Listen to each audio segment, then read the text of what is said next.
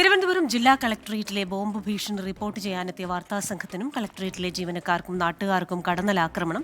24 വാർത്താസംഘത്തിനും കടന്നലിന്റെ കുത്തേറ്റു.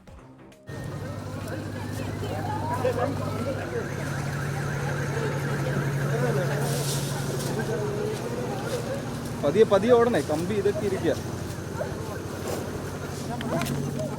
വിവരങ്ങളുമായി ശ്രീകാന്താണ് തിരുവനന്തപുരത്ത് നിന്ന് ചേരുന്ന. ശ്രീകാന്തെ, ഇത് റിപ്പോർട്ട് ചെയ്യാൻ പോയ മാധ്യമപ്രവർത്തകർക്കും 24-ൻ്റേതടക്കമുള്ള നിരവധി മാധ്യമ സ്ഥാപനങ്ങളിലെ മാധ്യമപ്രവർത്തകർക്കും കടന്നലിന്റെ കുത്തേറ്റു എന്ന് മനസ്സിലാക്കുന്നു.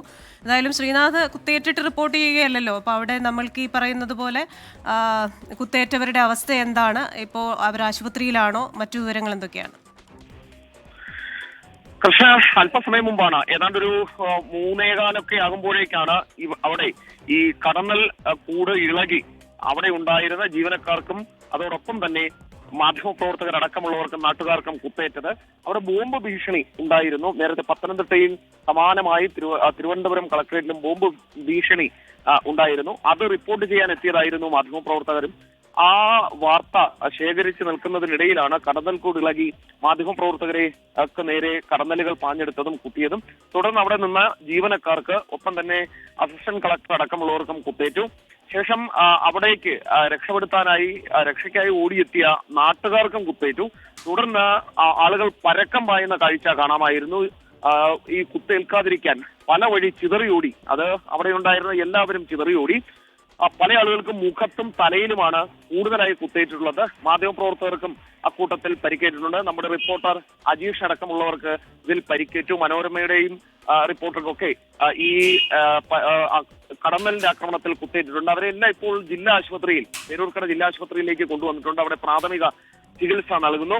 ചില ആളുകൾക്ക് മെഡിക്കൽ കോളേജിലേക്ക് ചില ആളുകളെ റെഫർ ചെയ്തിട്ടുണ്ട്. അവരെ ഇവിടെ നിന്നും ആംബുലൻസിൽ അങ്ങോട്ടേക്ക് എത്തിക്കുന്നു. ജില്ലാ കളക്ടർ സ്ഥലത്ത് എത്തിച്ചേർന്നിട്ടുണ്ട്.